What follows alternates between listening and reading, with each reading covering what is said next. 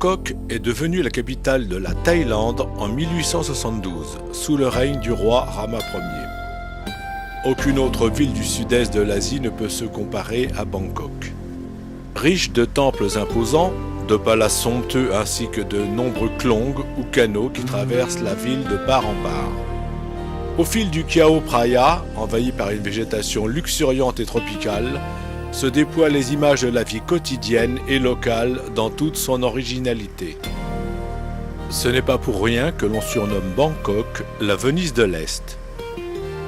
Avant que la plupart des canaux ne soient bouchés et transformés en avenues, le déplacement s'y faisait en bateau. Aujourd'hui, il reste des traces de canaux et il est possible de s'en servir comme moyen de transport.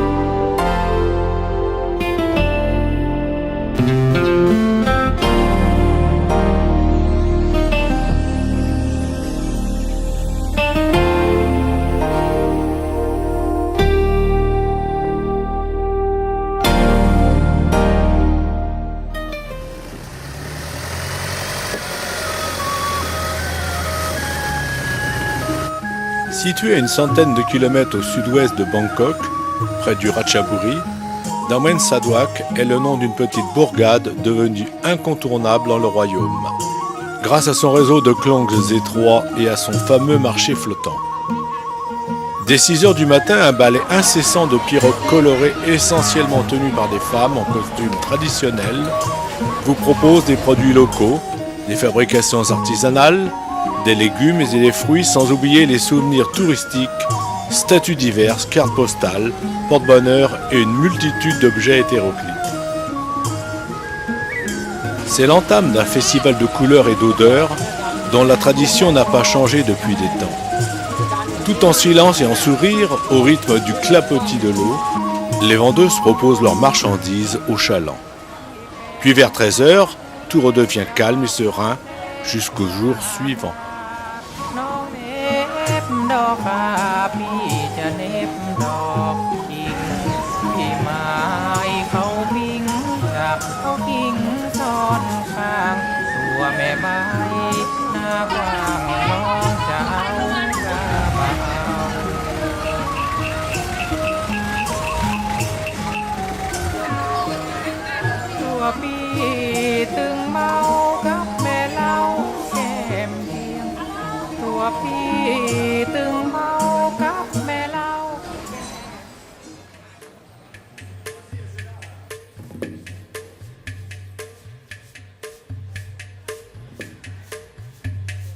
Le Wat Phra Keo abrite des trésors de l'art thaïlandais, dont le Bouddha d'émeraude. L'image de Bouddha le plus vénéré en Thaïlande. Les 3 principaux bâtiments à l'intérieur du temple, qui forment un ensemble étincelant, sont le stupa d'or, les reliques de Bouddha, Phra Mandop ou la bibliothèque, abritant Tripitaka ou les saintes écritures bouddhistes. Le Panthéon royal est un pavillon qui est utilisé pour garder les statues des rois décédés de la dynastie Chakri. Enfin, les 178 peintures murales qui décrivent l'histoire du Ramayana sont les pièces maîtresses des artisans de Ratanakosin.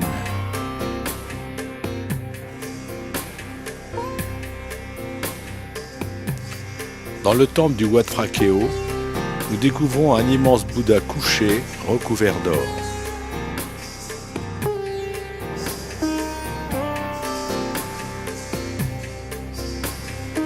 Sous sous les pieds de la statue, les points névralgiques et sensibles de l'acupuncture thaïlandaise.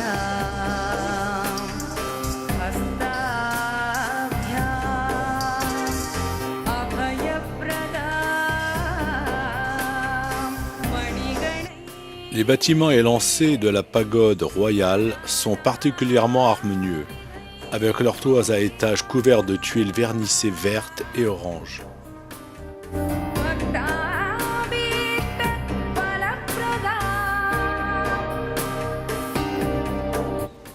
Des statues terrifiantes ornent les portes d'entrée et de sortie.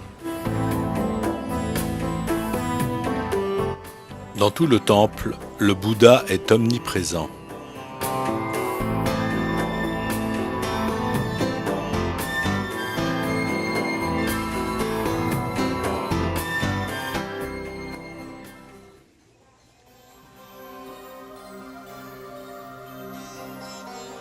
Le temple du Wat Mokomopit, qui abrite une magnifique statue du Bouddha couché, est un haut lieu de pèlerinage des pratiquants bouddhistes de Thaïlande.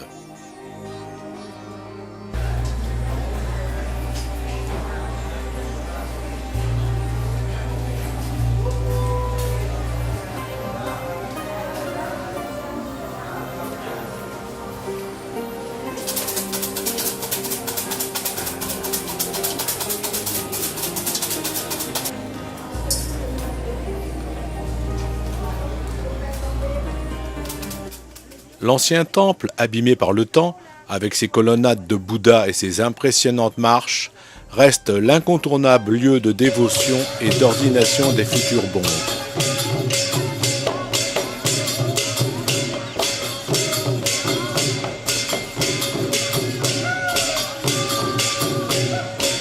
À l'occasion de ces cérémonies, la famille proche, les amis et tous ceux qui désirent assister à l'ordination des novices participent avec joie et bonheur à l'entrée des nouveaux bonzes à la vie monastique.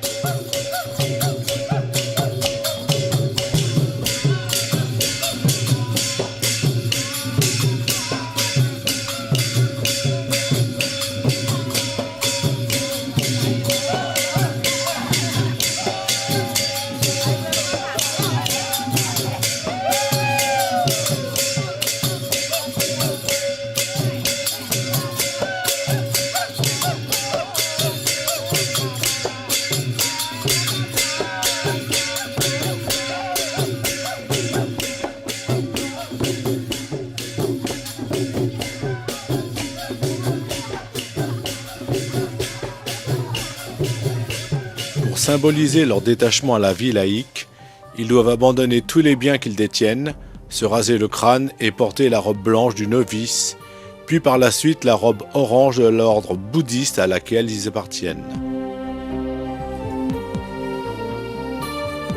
Dans ce temple, nous pouvons admirer le Bouddha assis en bronze, couvert d'or de 17 mètres de hauteur.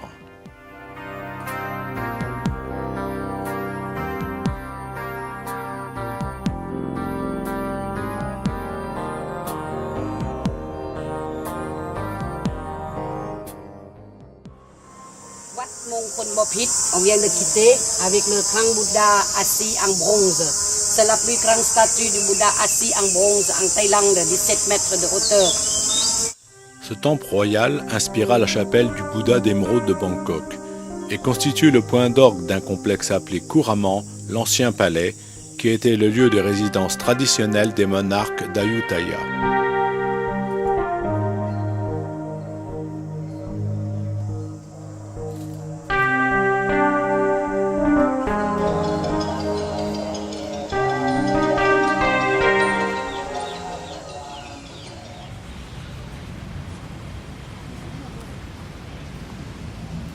Lopburi, ou au même titre qu'Ayutthaya, constitue une ville mythique de l'histoire de la Thaïlande. Elle a laissé son nom à un style architectural par ses origines khmères. C'est aussi la cité du roi Narai, contemporain du roi Soleil français.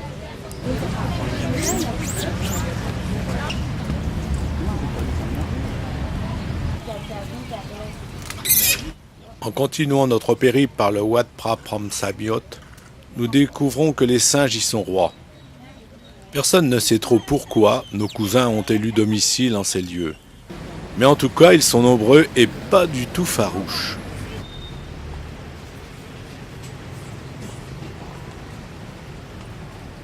Nous les retrouvons même dans les rues de la ville.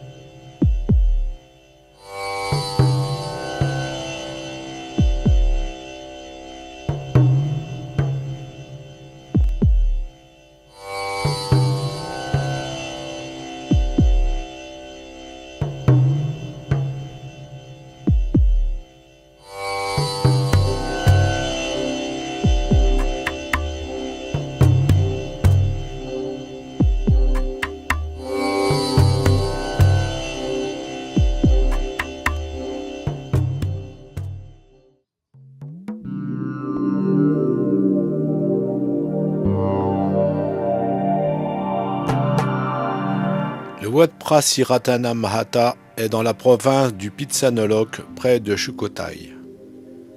Il fut construit sous le règne de Litai en 1357.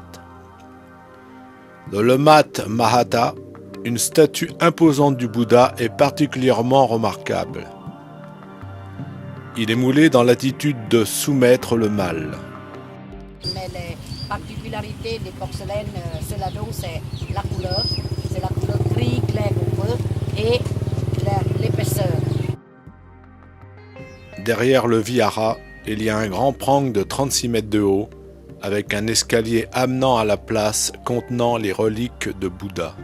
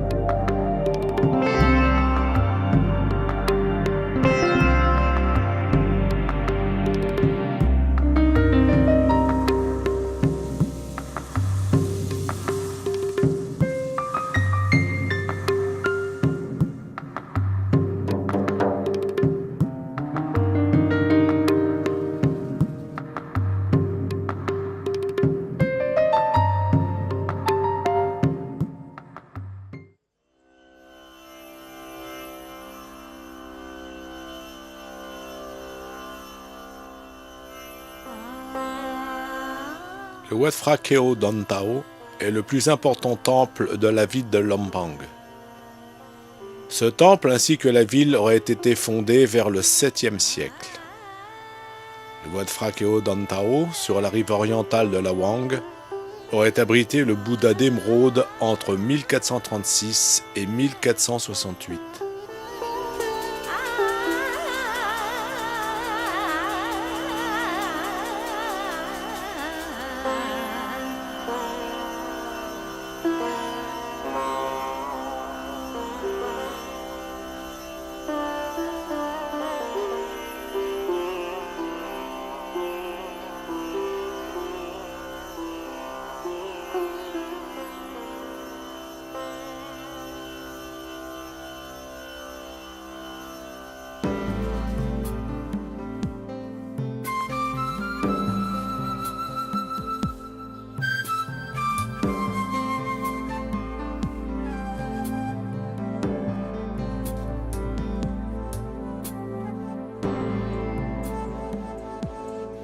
La maison aux esprits est la manifestation d'un culte animiste encore très vivace en Thaïlande et dans les pays bouddhistes environnants.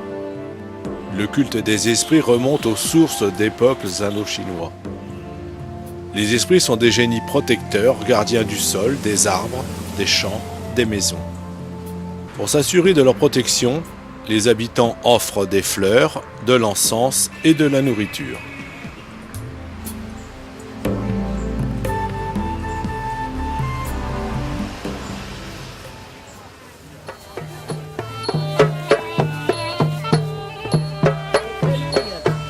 Dans un dédale de formes, de couleurs et d'odeurs, plus surprenantes les unes que les autres, nous pénétrons un marché typique du nord de la Thaïlande. Ici, tout est émerveillement, découverte et surprise. Une quantité de produits nous sont proposés, quelquefois reconnaissables et bien souvent inconnus. Mais c'est aussi ça l'aventure culinaire, que nous nous devons de découvrir lorsque nous sortons des sentiers battus et familiers.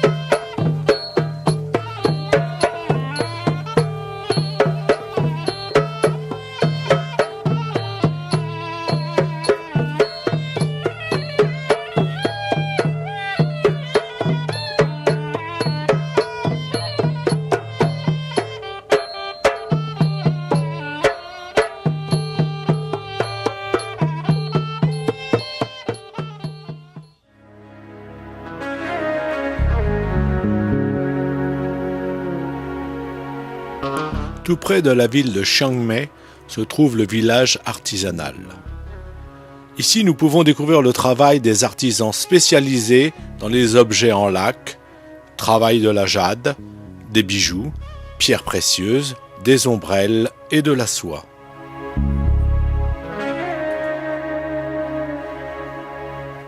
Nous n'avons pas pu filmer pour des raisons de sécurité la fabrication des bijoux et pierres précieuses. Mais les statues de Bouddha ainsi que les éléphants en bois, les objets confectionnés avec des coquilles d'œufs ne posaient aucun problème.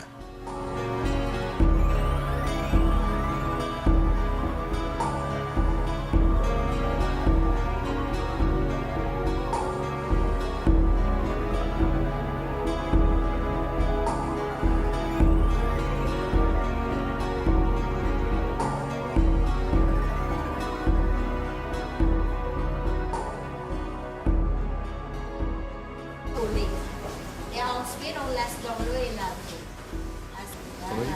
Magique, hein? Voilà ça. À la transformer, bonne santé. Et la transformer, bonne chance.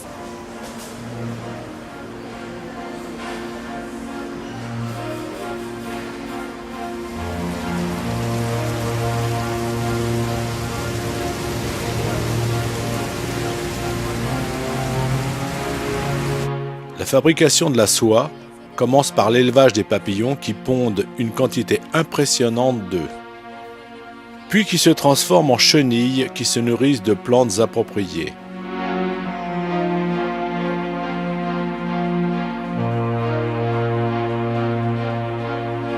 Et enfin, qui vont se transformer en cocons qui serviront au tissage de la soie.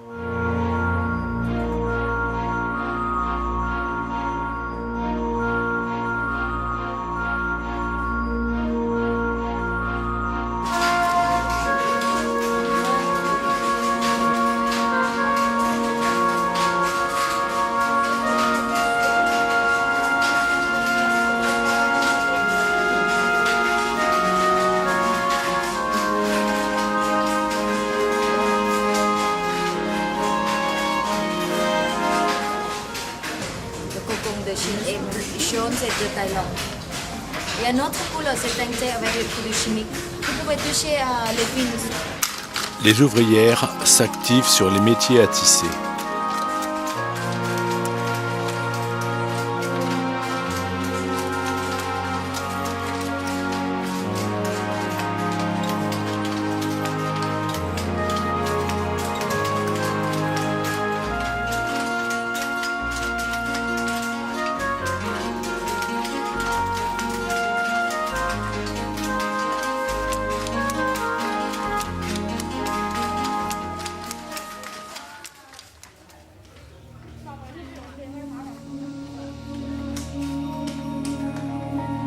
Wat Phra Thai Doi Suthep est un temple bouddhiste de la province de Chiang Mai.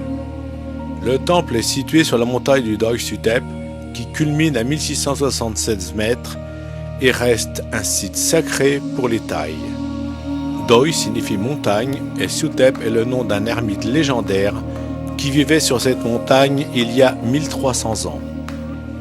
Ce temple fut édifié en 1383 par le roi Kheu Nong. 300 marches permettent d'accéder au temple. Les deux Wian et le cloître datent du XVIe siècle. Le chédi qui renferme des objets sacrés est de style Lana. Il a été embelli et agrandi en 1478, puis recouvert de plaques d'or sur ses 24 mètres de hauteur.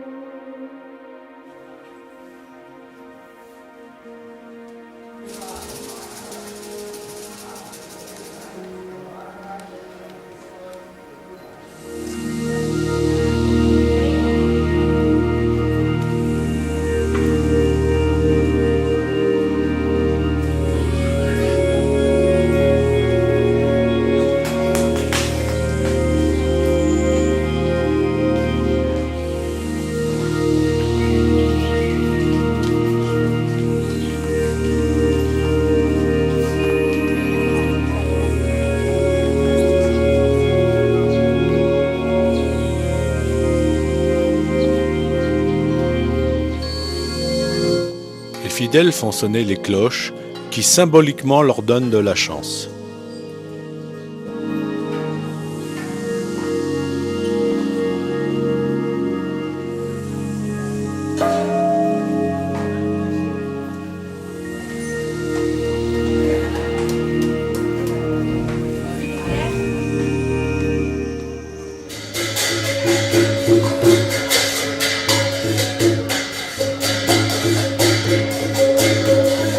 Les danses traditionnelles du nord de la Thaïlande, inspirées de la tradition des Hmong du sud de la Chine, datent du IIIe siècle avant Jésus-Christ.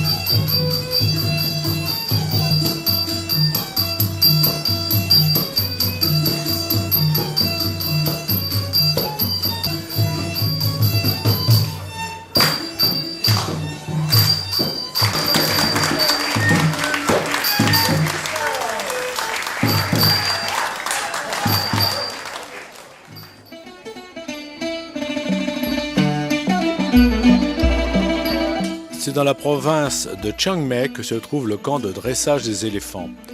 Pour préserver les éléphants d'Asie qui restent peu nombreux à l'état sauvage, le royaume de Thaïlande a décidé d'aider à la préservation de l'espèce et favoriser la conservation des animaux. Des promenades à dos d'éléphants sont organisées ainsi que des séances de démonstration de dressage.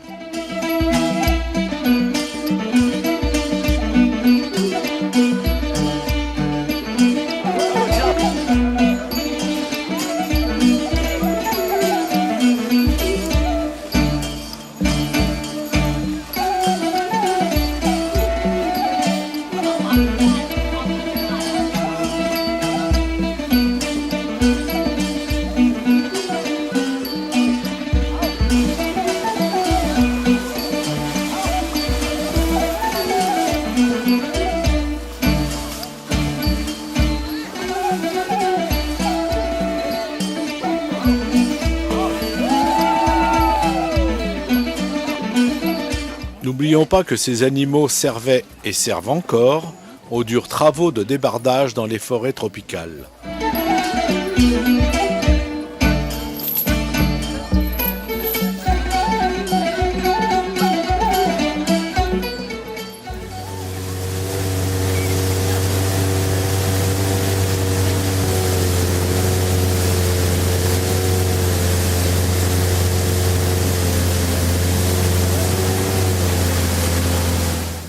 Le nord de la Thaïlande est renommé pour ses magnifiques paysages de montagne.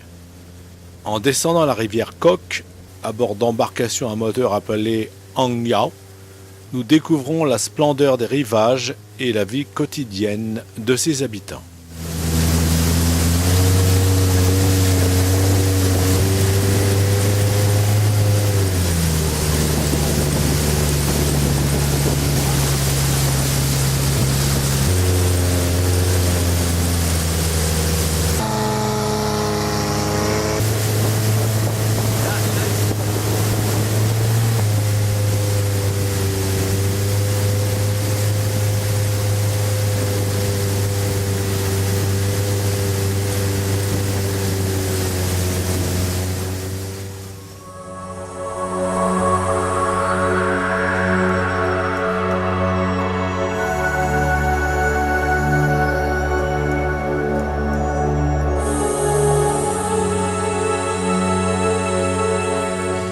Le triangle d'or, situé sur le fleuve Mekong, permet de découvrir le nord de la Thaïlande, la Birmanie et le Laos.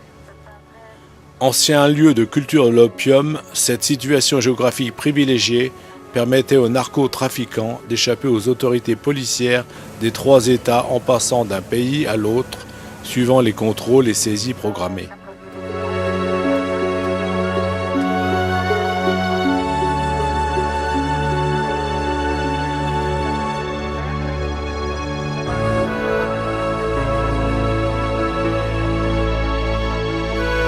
Au cours de notre promenade sur le Mekong, nous avons pu aborder sur un village typique du Laos. Ici, les habitants vivent pauvrement et simplement du produit de la pêche, de la culture maraîchère et de l'artisanat.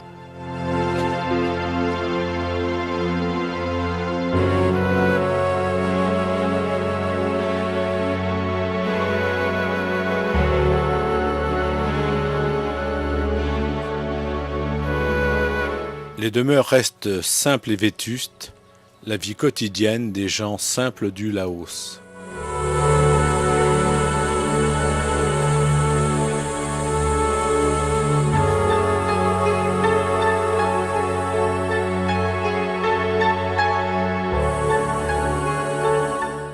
Sans oublier le commerce d'articles de souvenirs pour touristes amateurs d'exotisme.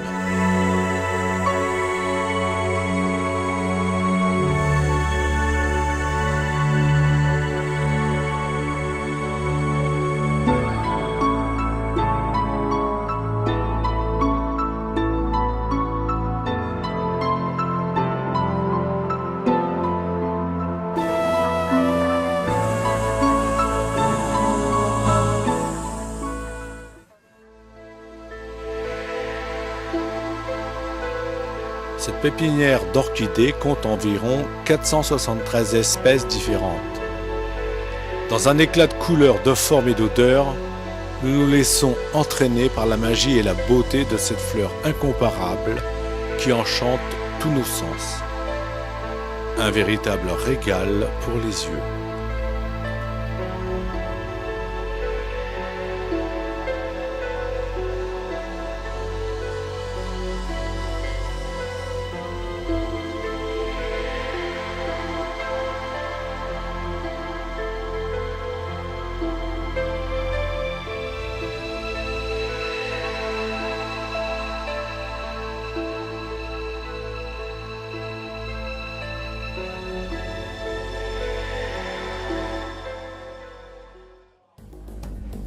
Le zoo de Sri Lanka est le plus grand zoo de tigres dans le monde. Les jeunes tigrons tètent avec des porcelets une mère adoptive d'une espèce différente. Et des jeunes cochons se retrouvent avec une mère qui ne ferait qu'une bouchée d'œufs, étrange association de prédateurs à proie. Dans ce centre d'élevage des plus grands et dangereux félins de la planète, le parc propose un spectacle de dressage digne des plus grands cirques du monde.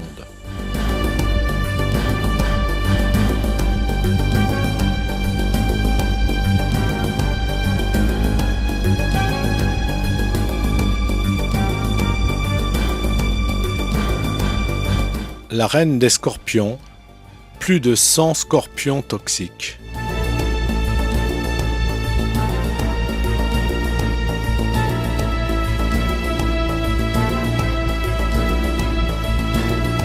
La ferme des crocodiles de Bangkok est le plus grand centre d'élevage et de conservation de l'espèce dans le monde. Elle compte environ 60 000 crocodiles de diverses tailles.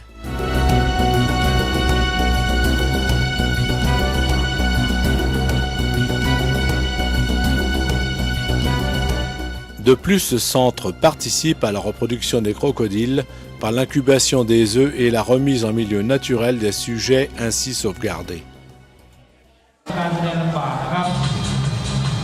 Un spectacle de dressage est proposé aux visiteurs. Sachant que ces adorables animaux sont des reptiles qui ne considèrent l'être humain que comme aliment envisageable. Une grande admiration pour les personnes qui risquent leur vie à proposer cette attraction.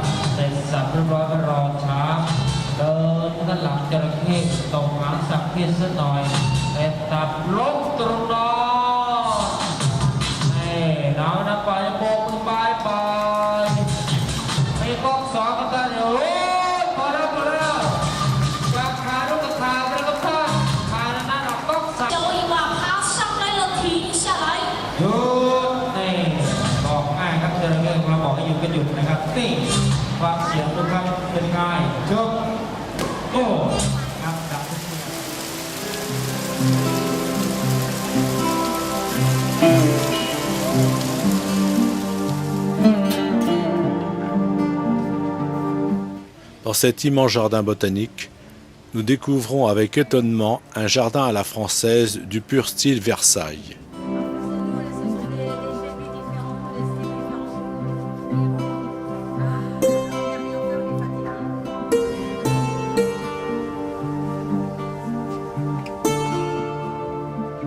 Puis au détour d'un regard, un dépaysement tropical de somptueux palmiers.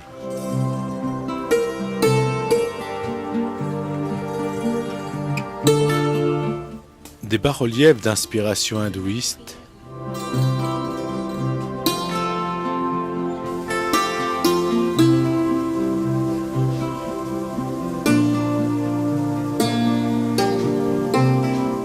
des fleurs tropicales de multiples couleurs,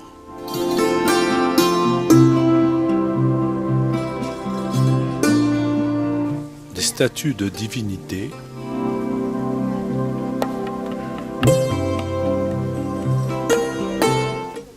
d'autres fleurs tropicales et splendides,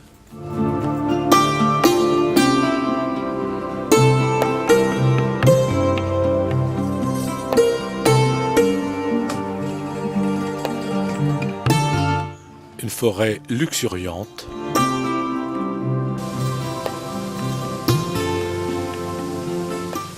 ainsi que des animaux qui peuplent, pour notre plus grande joie, ce splendide parc botanique et animalier.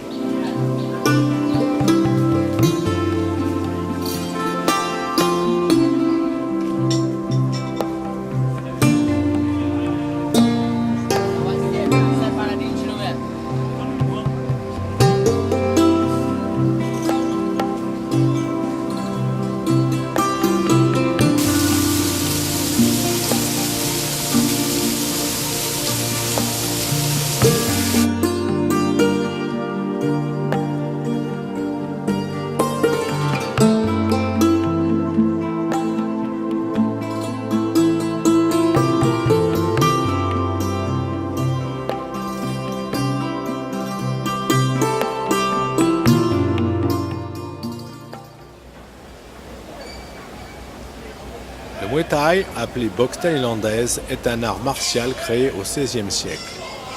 Il se pratique dans l'ensemble du pays sous forme d'école appelée camp et accueille des jeunes garçons à partir de 7 ans. Sa pratique fait appel à la souplesse, les réflexes, la puissance, la force, le courage et le respect de l'autre.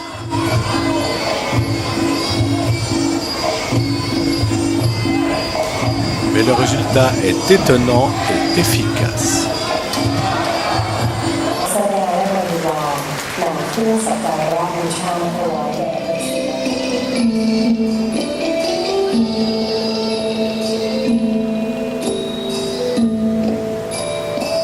La danse est une des formes les plus élaborées de l'expression artistique thaïlandaise. C'est pour cela qu'il existe de nombreuses écoles et spectacles de danse traditionnels.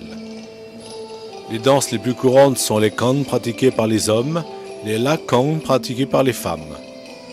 Ces danses sont inspirées par le Ramakien, la version thaï de l'histoire hindoue du Ramayana.